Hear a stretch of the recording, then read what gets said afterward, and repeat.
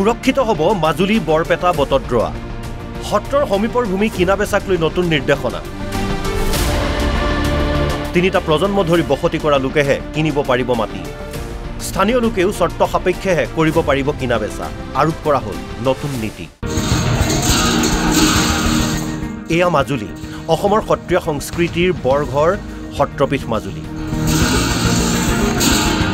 পুৱা গধূলি হৰিনাম প্ৰসংগৰে মুখৰিত হৈ থাকে মাজুলী কেৱল সত্ৰীয়া সংস্কৃতিয়েই নে প্ৰকৃতিৰো ৰম্যভূমি মাজুলী অজস্ৰ খাল বিল জলাশয়ত ভৰপূৰ থলুৱা মাছ পুঠিৰে নানান চৰাইৰ বিচৰণভূমি মাজুলী আহে পৰিভ্ৰমী চৰাই মাজুলী সুৰক্ষিত হৈ থাকিবই লাগিব এতিয়াৰে পৰা মাজুলীত যিকোনো লোকে ভূমি কিনা বেচা কৰিব নোৱাৰিব চৰকাৰৰ সিদ্ধান্তক আদৰণি জনাইছে মাজুলীবাসীয়ে মাজুলীত বিশেষকৈ তিনি পুৰুষ যি আছে সেইসকলেহে মাটি ক্ৰয় বিক্ৰয় চিন্তা কৰিব পাৰিব বা সেই দিশত আগবাঢ়িব পাৰিব তাৰ বাদে ইয়াত আৰু কোনেও এই দিশত আগবাঢ়িব নোৱাৰে মাটি ক্ৰয় বিক্ৰয় কৰিব নোৱাৰে গতিকে আমি খুব সন্তোষিত হৈছোঁ যে মাজুলীৰ যিটো ইয়াৰ পৰিচয় ইয়াৰ যিটো ঐতিহ্য ইয়াৰ যিটো গৰিমা এইটো ৰক্ষাৰ কাৰণে মুখ্যমন্ত্ৰী মহোদয়ৰ যি পদক্ষেপ সেইফালৰ পৰা আমি তেখেতলৈ ধন্যবাদ জ্ঞাপন কৰিছোঁ আৰু তেখেতে যি আইন প্ৰণয়ন কৰিছে এই আইনখনে মাজুলীক যথেষ্ট পৰিমাণে সুৰক্ষিত কৰিব বুলি ভাবিছোঁ যিহেতু বৰদোৱা বৰপেটাৰ লগতে মাজুলীৰ বাবেও মাজুলীৰ ভূমি ক্ৰয় যাতে কোনো বহিৰাগতই কৰিব নোৱাৰে সেই সম্পৰ্কে তেখেতে সুদূৰ প্ৰসাৰী চিন্তা কৰি এই আইনখন আনিছে গতিকে এই আইনখনৰ বাবে অসম চৰকাৰ ধন্যবাদৰ পাত্ৰ বটদ্ৰৱা থানৰ পৰা 5 কিলোমিটাৰ ব্যাসাৰ্ধত বিশেষ নিৰ্দেশনা চৰকাৰৰ নিৰ্দেশনাক আদৰণি থান কৰ্তৃপক্ষৰ সেইটো আমি সঁচাকৈ মানে শলাগ লৈছোঁ যে তাৰ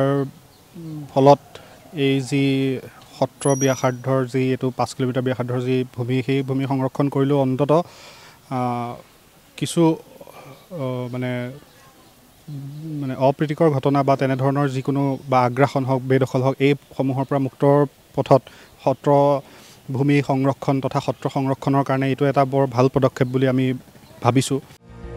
বটদ্ৰৱাৰ স্থানীয় এজন লোকে কৰিলে এক বিশেষ মন্তব্য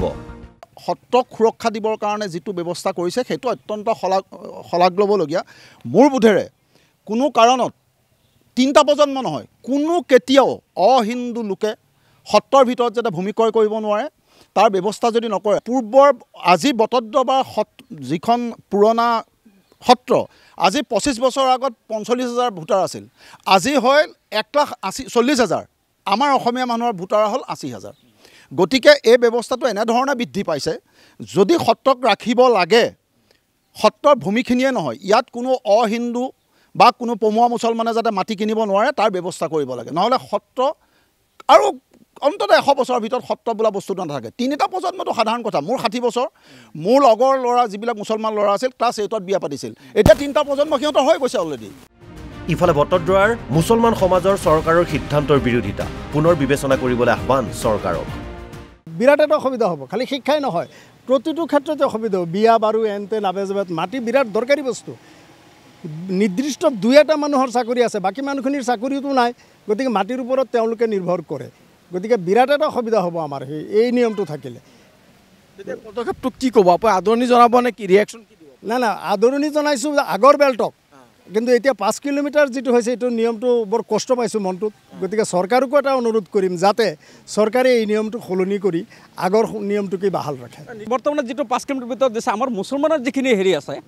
এইখিনি আমি বেচা কিনা নকৰাৰ কাৰণে আমি বহুত অসুবিধাত পৰিছোঁ আমি চৰকাৰত আকৌ তাৰমানে এইটো লৈ পেলাই বিবেচনা কৰিবৰ কাৰণে আমি চৰকাৰক কাটৰ অনুৰোধ জনাইছোঁ নগাঁৱৰ পৰা বাহাৰুল ইছলাম আৰু মাজুলীৰ পৰা ৰজনীকান্ত বৰদলৈৰ ৰিপৰ্ট NV নিউজ